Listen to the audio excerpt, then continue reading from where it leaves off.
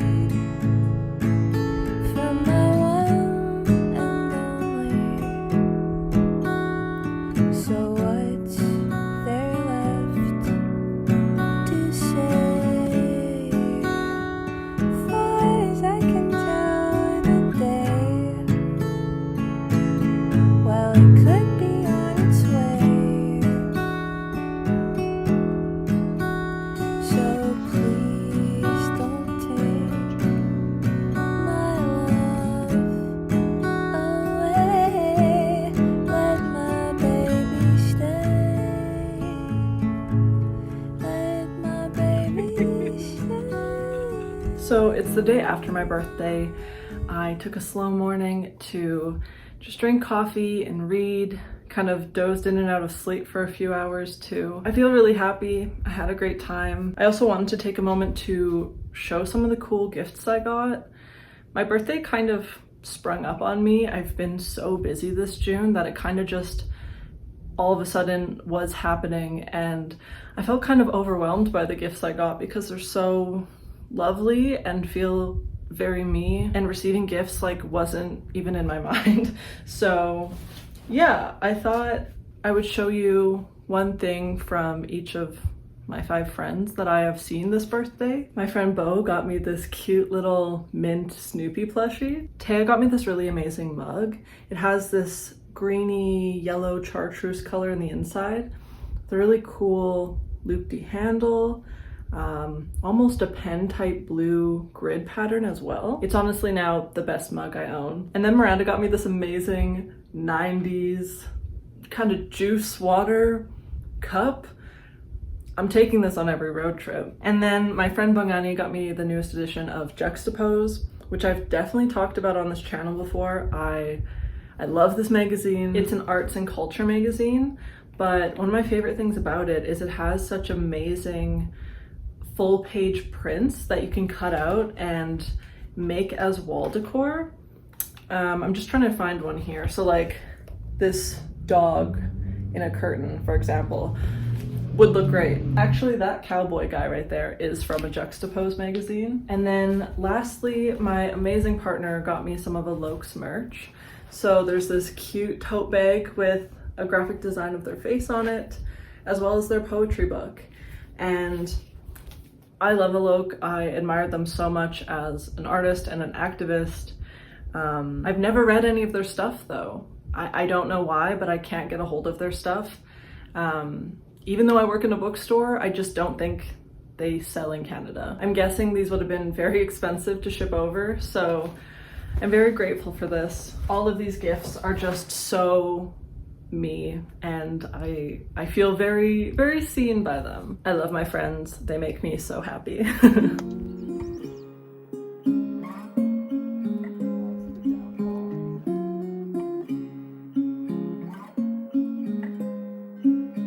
You got a fast car. I want a ticket to anywhere. Maybe we make a deal. Maybe together we can get somewhere. Any place is better. Starting from zero, got nothing to lose. Maybe we'll make something. Me, myself, I got nothing to prove.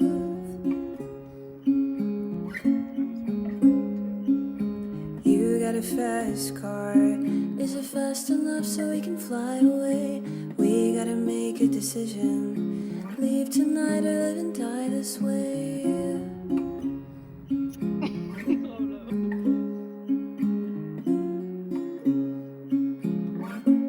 So I remember when we were driving in your car. Speed so fast I felt like I was drunk.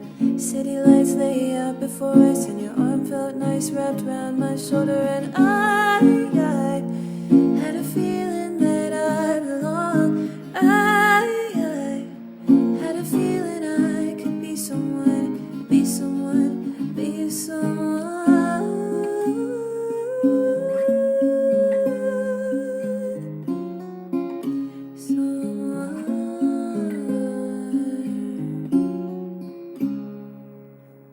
So it's about 7 a.m. and the day after the big book sale, which is one of my favorite times of the year. Essentially, this seniors living group takes book donations for a period of time and then over the course of a few days sells it all. They are fundraising for their organization, but what I love is that they don't gouge prices. The most expensive thing you'll find will be $3, and that would be hardcovers. Paperbacks are $2, games, vinyls, kids' books are usually $1, and then the odd thing will be 50 cents. I was at the big book sale for a total of 2 hours and got this entire bag full for $23.50. So I thought I would show you what I found. I would say most of what I got are art books. They tend to be more expensive because they're larger in size, generally hardcovers, and also almost always have colored pages, but because they're never more than $3 at the big book sale, I always get quite a few when I go there. So this first one is a very nice dark green hardcover coffee table book of Impressionist paintings. It has literally what it says, just a bunch of Impressionist paintings.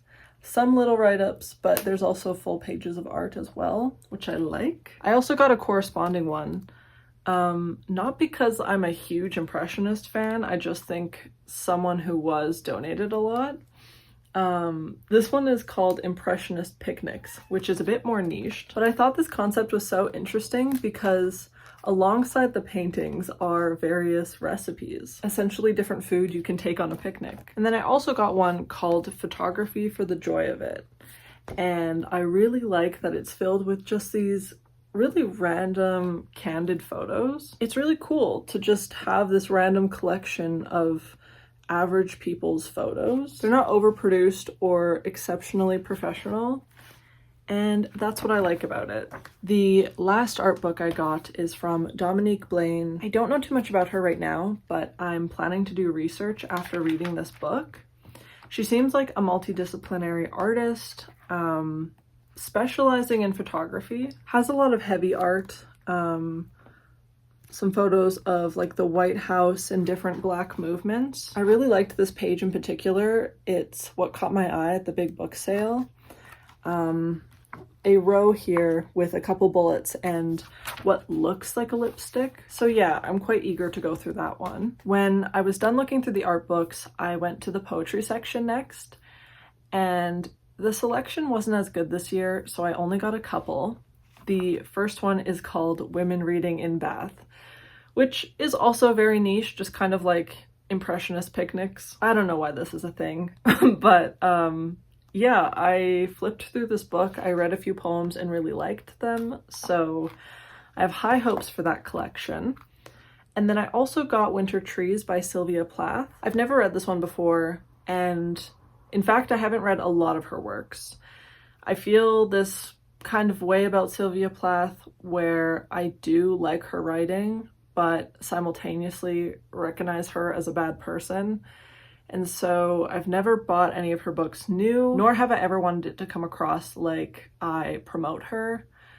A lot of classics authors are fucked up and shouldn't be as revered as they are. But my decision behind buying the Sylvia Plath book is, with used bookstores, if a bunch of Sylvia Plath is going off the shelf, they will consider that popular and they will constantly be looking for that and wanting that in their stores.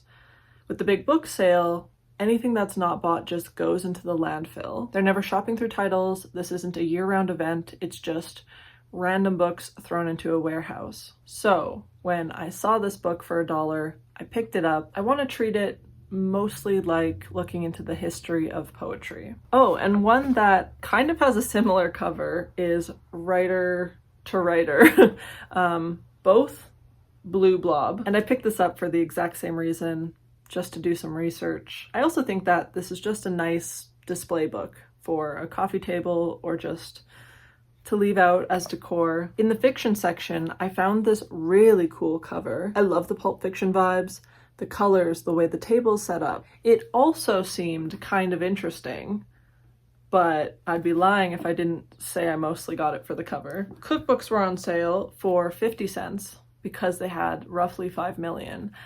The thing is, I didn't know that, so I only picked up one, and if I would have known they were 50 cents, I probably would have got a few more. The specific one I got is called Pies and Cakes, and it's a really well-preserved vintage cookbook. I absolutely adore the photos they have in here. Like, look at that grape stack. And these cute green and pink cakes. Love. Unfortunately, I will not be keeping this. That is a gift for a friend. And speaking of gifts, I got a different thing for a different friend, a Donna Summers vinyl. I was really excited to find this because I got a different Donna Summers record last year. And when I told my friend that it was only $1, he was super jealous. So now I found one to gift him. For myself, I got this jazz record, a Pearl Bailey, as well as this random record called To the Limit. I have no clue who this is. I just thought her outfit looked queer and that I would give it a go. And then the last thing I got was this. My partner pointed it out to me because they know I like chess. I've never seen this before. It essentially is chess, but just with the knight. I may attempt at playing it, but mostly I like the idea of making this into wall decor because I've really been into adding texture and textiles to my walls. The fact that this is a really nice wood and the protrusion would add a cool dimension to it all has me convinced, has me thinking this will be a great idea.